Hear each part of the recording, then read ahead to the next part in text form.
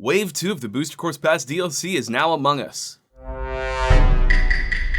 Cringe puns aside, Nintendo released a trailer for it on July 28th, and then released the second wave on August 4th. Initially, it looked like Wave 2's reception was a little more positive than Wave 1's, and I think that's because Nintendo threw some curveballs at us, as well as just having a strong track selection for the second wave overall. The trailer started off strong by revealing a course that had yet to be released in a Mario Kart game. Here we all thought Sky High Sundae would be released in Tour first, or would be a Vanilla Lake remaster. Now, this is still a track that will appear in Tour later on, albeit in a lesser form and likely without anti-gravity. While I'm not sure they can call Sky High Sundae a remastered Tour track, I'm still happy that we got a brand new track for the DLC, which is definitely a surprise to be sure, but a welcome one. This also has the first anti-gravity section we've seen in the DLC. Well, it's about damn time! We also got to see N64 Calamari Desert return as well. It's not one I was really excited for, as I've gotten my fill of it in Mario Kart 7, but it's one of the better tracks of those I was not excited for, so I don't think it's a bad addition. From the trailer, it looked like they were remastering it in the style they remastered Choco Mountain. Still a bit more cartoony than the original 48 tracks in 8 Deluxe, but appearance-wise looks better than some of the other DLC tracks. I was also looking forward to hearing the live arrangement of this theme like with other tracks. This is also one of 2 predictions I made for this wave that ended up happening, and no, I don't count my prediction that a SNES Mario Circuit track would return, as I predicted the first one and not the third. Of the 3 that are in Tour, I'm just glad it's 3 and not 1 or 2. Maybe I'm nostalgia blind for Mario Kart Wii, but I think SNES Mario Circuit 3 is the most interesting of the 3 tracks. Still, it was not a track I was dying to see make a return. If you've seen some of my other videos, you know how much I'd rather see the SNES Bowser Castle tracks return instead. But every wave must have its weakest link, and SNES Mario Circuit 3 isn't the weakest track out there. Mushroom Gorge is back and better than ever. While not as iconic as Coconut Mall, I'm glad to see this one return as well. We also saw Tour Sydney Sprint announced, which I didn't have any experience playing until now. I'm glad we keep seeing more Tour tracks in the DLC, especially after playing the 3 in Wave 1. It adds a new flair to Mario Kart. But you know what else Mario Kart needs more of that we'll be getting?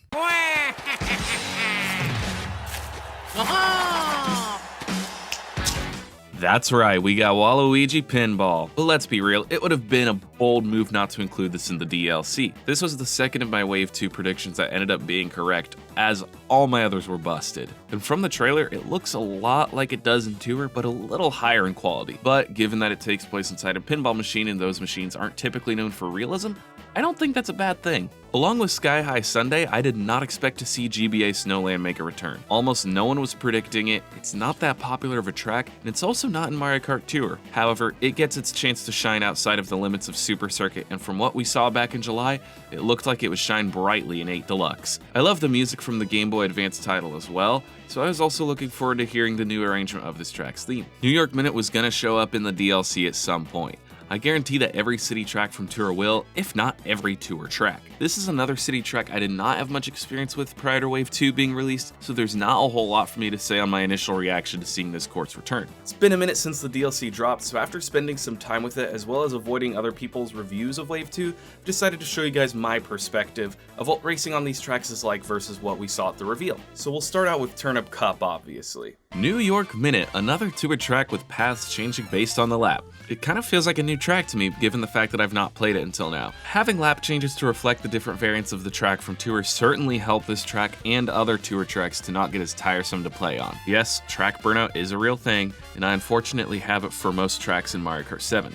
But enough sidetracking. The lap changes are a little harder for me to follow in New York Minute, though I suppose that means it continues to be new and fresh for me. The setting has more variety than Paris Promenade and Tokyo Blur as you drive through Central Park and even one of the buildings in the final lap. I'm also glad that the music directors of the DLC opted to rearrange this theme with live instruments, as it improves the theme overall. And I can't say the same thing for the track that follows New York Minute though. Yep, just as I thought, not a track that I cared to see return, and definitely the weakest track, not just in Wave 2, but also in the Booster Course Pass in general. It is so far the only completely flat track in Mario Kart 8, even SNES Donut Plains 3 had some uneven terrain and underwater sections. Besides the updated visuals, it really doesn't feel new or exciting. It's just not great. The spectators are a nice touch to make it feel less liminal, but it's aged so poorly. I wish Nintendo did more to revamp the track beyond just upscaled graphics. I'm also not a fan of the Hills shade of green in this one. It's just kind of ugly to me. I hate to say it, but Tour did Green Hills better than the DLC. And yes, they barely rearranged the music at all. Well, I'm glad that the early 90s synthesizers are here to stay because they are iconic. The new arrangement with the synth bass and melody accompanied by live drums?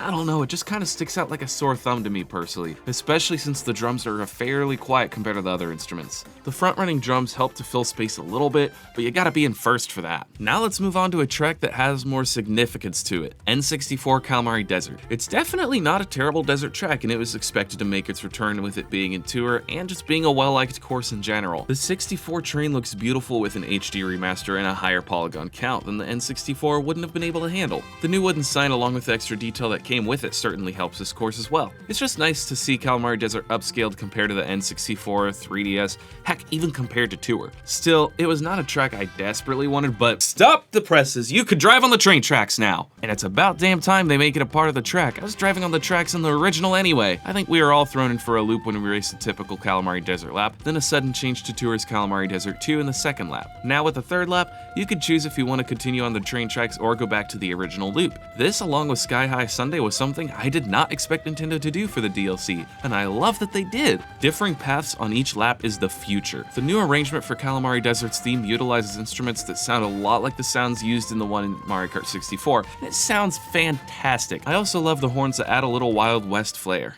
Lastly, for the Turnip Cup, we have DS Waluigi Pinball, and boy am I disappointed that they used the arrangement originally made for DS Wario Stadium. It's not that it's a bad arrangement by any means, just that it was made with a stadium in mind rather than a pinball machine. It doesn't feel like it belongs in Waluigi Pinball despite the same melody. They did different arrangements of the same theme for Mario Kart Stadium and Mario Circuit. Why did these have to be the same? I would have even taken something like they did with SNES Mario Circuit 3 over that. Music aside, I think Waluigi Pinball is a great addition to Mario Kart 8 Deluxe. The upscaled visuals really help this track to stand out from its previous iterations, even if a lot of it was borrowed from Tour. The paratroopers are a little odd, but they don't really affect the race or gameplay, so it doesn't concern me. At least this version didn't use the double dash assets, which were fine in 2005, but would not fly by today's graphical standards, especially not when you can make it shinier and more colorful. It truly is Waluigi Pinball for the modern man. No anti-gravity like some people were hoping for, but a faithful and renewing remaster nonetheless. Opening the Propeller Cup is Tour Sydney Sprint,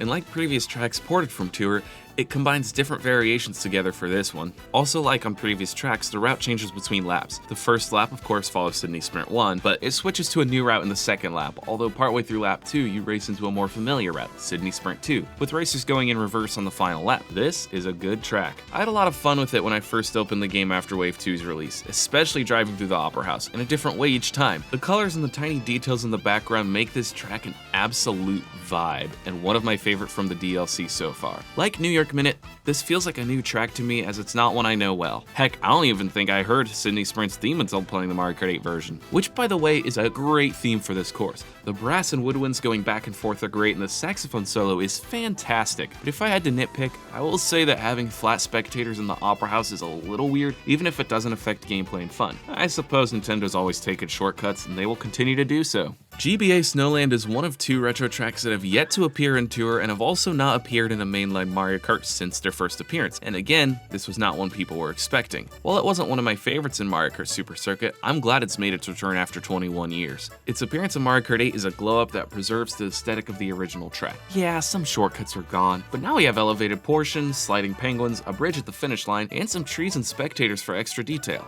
It is overall a fun track. It's longer than Sky Garden was, which is criminally short compared to the original version. But back to Snowland. While this track does look like the rest of the Booster Course Pass, I feel like this remaster is helped by the fact that Snowland hasn't appeared in Tour, so they have a little more freedom with recreating the track, specifically by having the item boxes move around the track, which wasn't done in the original. Not a necessary addition, but a good one. The new arrangement of its music is fantastic. Super Circuit has some fantastic themes, including Snowland's, and breathing new life into them with live instruments and new instrumentation really shows how great the composition was originally, just limited by the hardware of its time. Breathing new life into Super Circuit tracks in general just shows how great ideas can be weakened in execution by hardware limitations, as I think Super Circuit is underrated due to how diverse it is in course themes and music. GBA Snowland's return gives people a chance to experience another taste of Super Circuit in a modern form. But a course that really didn't need revamping was Wii Mushroom Gorge. It does resemble its Tour appearance, although upscaled like the other tracks. However, it differs from Tour by adding back the mushroom shortcut early in the track from the Wii iteration, as well as giving the mushroom platforms differing elevations, much like in Wii and 7.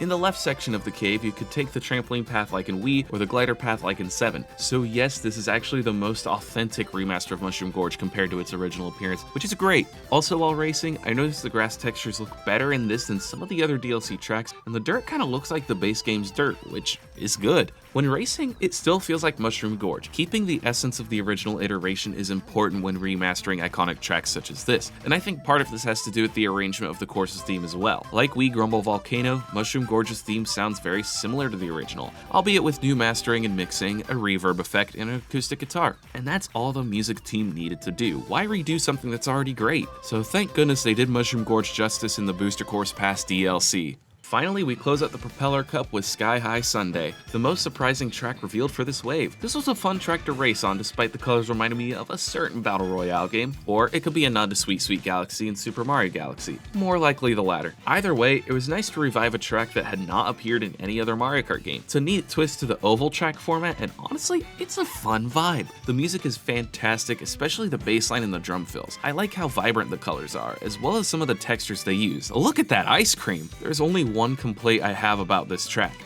Yeah, you can drive right through the railing and it gives you speed boosts. Why? Remember how I said this was the first track with anti-gravity sections? Well, it turns out that the entire thing is an anti-gravity section. Even the level areas. But that's just a bruise on an otherwise great banana. Sky High Sundae is by no means a bad course. And sure, you can gripe all you want about how this isn't a retro track and they said it was all retro tracks. This was something that some people wanted to see from the DLC, as well as just a nice surprise for the fans who wouldn't have expected new content from something advertised as just remastered tracks. Honestly, it's probably a necessary addition to the Booster Course Pass for new waves to keep the hype going. I think we started out strong with the DLC with Wave 1, I really do. However, Wave 2 is a nice follow-up. I definitely enjoyed it more the second time playing through the Turnip and Propeller Cups. Initially, I thought Wave 2 was weak, but now I realize that it's another round of fun courses, and the selection at the Waves reveal was strong, and it's still a fine selection of tracks. Some of them turned out to be great, better than I expected, while others let me down. Oh, who am I kidding? It was just this one I was let down by, but I expected to be let down by it, so it's okay.